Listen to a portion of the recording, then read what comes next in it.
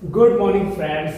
आज हम लोग क्वेश्चन में देखते हैं। जैसे दिया है एक त्रिभुज एबीसी में बी पर समकोण है, यदि tan a बराबर 1/√3 है तो sin a into cos C plus cos a into sine C का मान ज्ञात करना है। ऑप्शन हमारा दिया है 0, 2, -1, 1। तो आइए इसको सॉल्व करते हैं बच्चों। तो पहले सॉल्व करते हैं। सॉल्व कैसे होगा बच्चों? देखिए, सबसे पहले दिया है त्रिभुज एबीसी में बी पर समकोण है, यानी कि हम एक बी पर क्या बनाते हैं बच्चों? समकोण है। बी पर क्या है बच्चों? समकोण है। बी पर क्या है? समकोण है। तो ये हमारा बी हो गया। फिर दे दिया बी समकोण है। फिर यहाँ पे दे दिया tan a। tan a बराबर क्या होता है? तो हम एक ट्रिक अपनाएंगे। पंडित बद्री प्रसाद हरि हरि बोल, हरि हरि बोल। तो साइन कॉस tan, tan किस पे आया? इस पे आया। p बटे b, p बटे b, यानी कि हमारा p हो गया और ये हमारा क्या हो गया बच्चों? b हो गया। ठीक, तो हम क्या करते हैं? p बटे b है। ठीक, तो हम क्या करते हैं बच्चे? बेस कितना है हमारा? √3 है, तो √3 हम बेस लिखते हैं। परपेंडिकुलर कितना दिया है बच्चे? अगर ए हम इसको मानते हैं तो अगर ए मान दिए तो परपेंडिकुलर कितना दे दिया बच्चों हमारा? तो परपेंडिकुलर हमारा दे दिया 1 दे दिया। क्या दे दिया बच्चों? 1 दे दिया। इसी के सामने परपेंडिकुलर होता है। ठीक बच्चों, फिर हमने क्या किया? हमें हाइपोटेनस का तो वैल्यू पता नहीं है, हाइपोटेनस का वैल्यू पता नहीं है, तो एच का वैल्यू अगर नहीं पता है तो क्या करेंगे? पाइथागोरस लगाएंगे। पाइथागोरस थ्योरम लगाएंगे। पाइथागोरस थ्योरम क्या होता है बच्चों?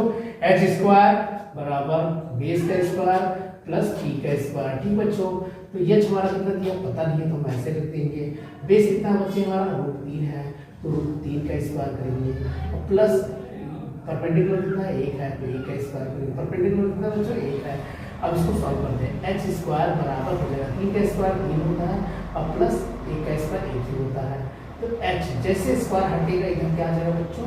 रूट आ जाएगा। इसमें आ जाएगा 4। अब सबको पता है √4 किसका परफेक्ट स्क्वायर है? 2 का है। तो एच का वैल्यू कितना आ गया बच्चों? 2 आ गया। एच का वैल्यू कितना आ गया बच्चों? हम यहाँ पे क्या रख सकते हैं बच्चों? 2 रख सकते हैं। कितना रख सकते हैं? 2। अब आइए इसको सॉल्व करते हैं। तो अगर ये ए है, बी है, तो ये क्या होना चाहिए बच्चों? सी होना चाहिए। ठीक, अब इसी तरीके से करते हैं। अब हम देखते हैं। अब देखिए क्या दिया है?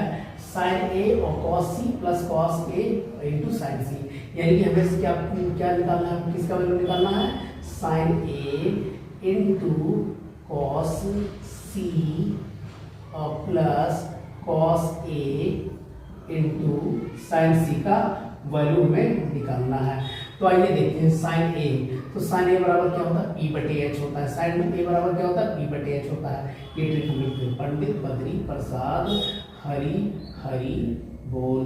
ठीक, तो हमारा साइन का वैल्यू कितना आ गया बच्चों? p बटे एच हो गया। p बटे कितना हो गया बच्चे? h हो गया। तो p साइन बराबर क्या होता है? p बटे एच। तो साइन ए के स्थान पे क्या लिखते हैं? p बटे एच। अब आइए देखते हैं p का वैल्यू कितना बच्चे? 1 है और h का वैल्यू कितना है बच्चे? √3 है।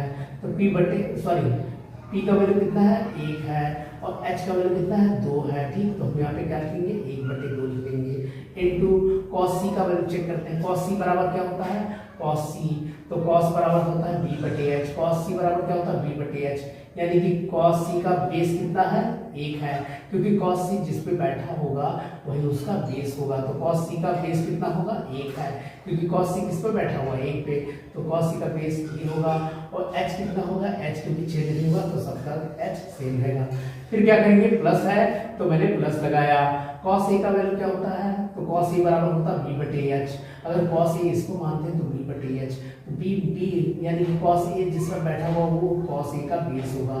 तो बेस कितना है? √3 है बच्चों। और h कितना है बच्चों?